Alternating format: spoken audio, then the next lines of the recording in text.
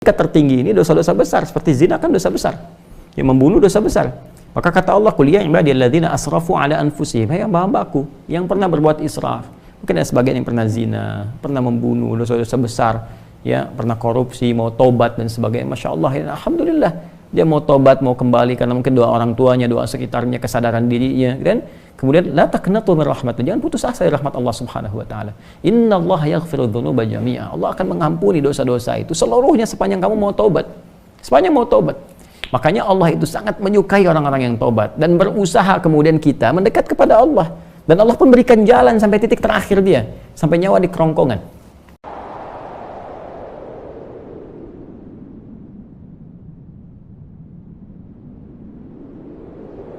Assalamualaikum Ustaz, Waalaikumsalam warahmatullahi wabarakatuh. Saya mau bertanya bagaimana caranya agar kita bisa terhindar dari zina. Ya, dan apakah kalau saya bertobat dosa zina saya yang lalu bisa diampuni Allah Subhanahu wa taala? Saya senang sekali dengan pertanyaannya. Ya, saya mau bertanya bagaimana caranya agar kita, berarti Anda dan saya kan, kita semua bisa terhindar dari zina. Nah, itu bagus sekali untuk kita semua karena banyak potensi-potensi yang bisa menjerumuskan kepada itu. Ya, baik misalnya dari zina mata, zina telinga, zina mata melihat hal-hal yang nggak pantas untuk dilihat, ya, kebiasaan-kebiasaan yang buruk, kemudian zina telinga mendengar kalimat-kalimat yang kotor yang mengarahkan pada hasrat seksual pada tempat yang tidak benar, ya, dan perbuatan-perbuatan yang juga sekarang banyak sekali perangkat-perangkatnya. Semoga Allah hindarkan kita dari itu. Termasuk juga iklan-iklan, ya. Saya tuh sering kalau lihat misalnya baca ada komentar tunjukin admin, kan, oh, kenapa Ustaz ini kok ceramah tapi iklannya snack video? Itu kan algoritma YouTube dari kebiasaan Anda aja nih. Jadi kalau Anda kebiasaannya lihat yang begitu atau klik yang begitu, datangnya seperti itu. Tapi kalau Anda kliknya misalnya yang baik-baik, ya, atau iklannya muncul ketika ada, itu kan dari kebiasaan Anda buka kan, itu algoritmanya tersusun dengan kebiasaan kita buka laman apa dan sebagainya.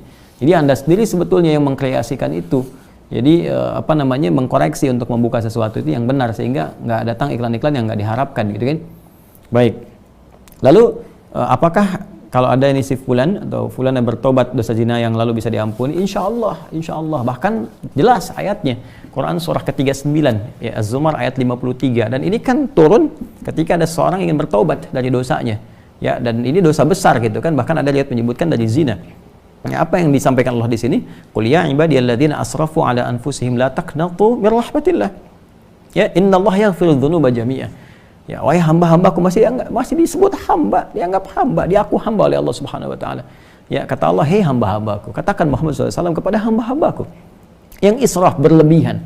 Jadi israf itu udah standar tertinggi dalam dosa. Ya, jadi ada khata, nanti ada afu pasangannya, ada dzambun, ada ghafir pasangannya.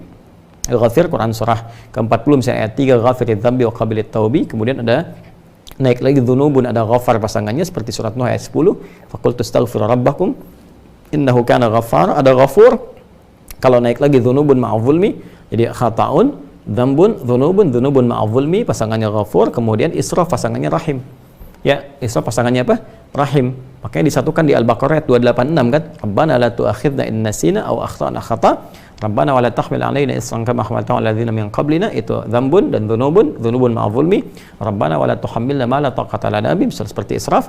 Wa'fu 'anna, al-'afwu, waghfir lana, ghafir, ghaffar dan ghafur, warhamna, rahim. Nah, tingkat tertinggi ini dosa-dosa besar, seperti zina kan dosa besar, yang membunuh dosa besar. Maka kata Allah, qul ya ibadiyalladzina asrafu ala anfusihim, hai hamba-hambaku yang pernah berbuat israf. Mungkin ada sebagian yang pernah zina, pernah membunuh, dosa-dosa besar, ya, pernah korupsi, mau tobat dan sebagainya. Masya Allah, ya, alhamdulillah, dia mau tobat, mau kembali karena mungkin doa orang tuanya, doa sekitarnya, kesadaran dirinya, kan?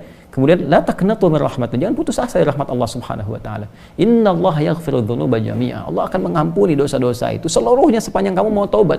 Sepanjang mau tobat. Makanya Allah itu sangat menyukai orang-orang yang tobat dan berusaha kemudian kita mendekat kepada Allah. Dan Allah pun berikan jalan sampai titik terakhir dia, sampai nyawa di kerongkongan. Kan yang paling viral itu kisah Firaun kan? Ya, Firaun, Allah menerapkan keadilan, memberikan contoh kepada kita. Ini Firaun, Firaunnya, ya, yang merasa paling kuasa, hobi bunuh orang dan sebagainya, zalim dia, masih diberikan kesempatan untuk tobat dengan diberikan bimbingan dari dua nabi. Kurang apa coba Musa dengan Harun? Ya, diutus untuk Firaun.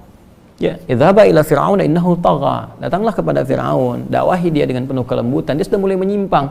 Jadi bukan masalah kekuasaannya yang salah. Kekuasaan silahkan berkuasa, nggak ada masalah gitu kan. Cuma ketika menyimpang dari kekuasaan, ingatkan, kata Allah. Diingatkan itu karena sayang. Kalau nggak sayang dibiarin. Ya makanya kalau ada ulama bisa mengingatkan, ustaz mengingatkan, kita yang keliru dan sebagainya, nggak usah marah. Kan? Kalau kebaikan kita terima dengan cara yang baik dan mengingatkan pula dengan cara yang baik. Karena kalimat Qur'annya faqula lahu qawlan layyina, katakan dengan cara yang lembut. Ya, supaya dengan kelembutan itu la'allahu yatadzakkaru aw yakhsha. Mungkin dengan kelembutan itu dia sadar, ya ingat kembali bahwa keliru, dia khawatir, dia takut dengan Allah Subhanahu wa taala. Jadi Firaun pun dapat diberikan petunjuk oleh Allah dengan 2 nabi, bayangkan, cuman dianya yang nggak mau. Ya, begitu nyawa ke kerongkongan baru munculkan daya tawar gitu. Itu yang jadi persoalan. Ya, jadi semua punya kesempatan untuk kembali. Makanya saya sering katakan Allah sangat mencintai para pelaku maksiat yang gemar bertobat dibandingkan orang soleh yang tidak pernah merasa salah. Ya, jadi saya support teman-teman saudaraku ini atau saudariku, ya kembali kepada Allah, ya, dan tutup semua, jangan diungkap kemana-mana. Kalau sudah berdosa, taubat kita kepada Allah, minta maaf kalau terkait dengan hak-hak manusia. Setelah minta maaf, berbuat lebih baik. Terus, dan lupakan itu semua, berbuat lebih baik, sampai kita merasakan kebaikan itu nikmat dilakukan. Itu halawatul iman namanya. Itu tanda taubat kita diterima oleh Allah Subhanahu wa taala. Tanda taubat itu kan ketika kita menyesali, mengakui, menyesali, kemudian ada rasa nggak enak untuk mengerjakan lagi atau bahkan mendengar, ya ini saya nggak mau dengar acara-acara gini, sudah nggak suka dan sebagainya. Terus berganti jadi kebaikan, nonton yang bagus-bagus, bacaan yang baik, enak sholat dan sebagainya. Itu tanda taubat kita diterima oleh Allah Subhanahu wa taala.